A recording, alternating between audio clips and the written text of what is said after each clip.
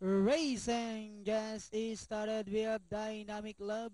Break quickly at the start. Moving up on the outside. Leon Pace. Chinoy is down on the inside. Stormtrooper comes next while Lucky Lorky is the early trailer by about 8 lengths of the leader. And going along for the first turn, we have Dynamic Love by our length and a half.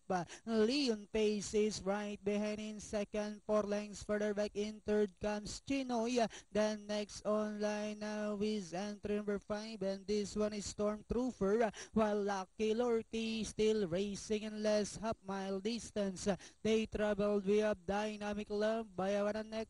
Moving up now on the outside is Leon Pace to take the lead. We have Leon Pace now takes command by our length and a half. Dynamic Love drops back in second. Chinoy now trying to get closer in third. Stormtrooper comes next while Lucky Lorky is still racing in fifth. Last 400 meters of the race.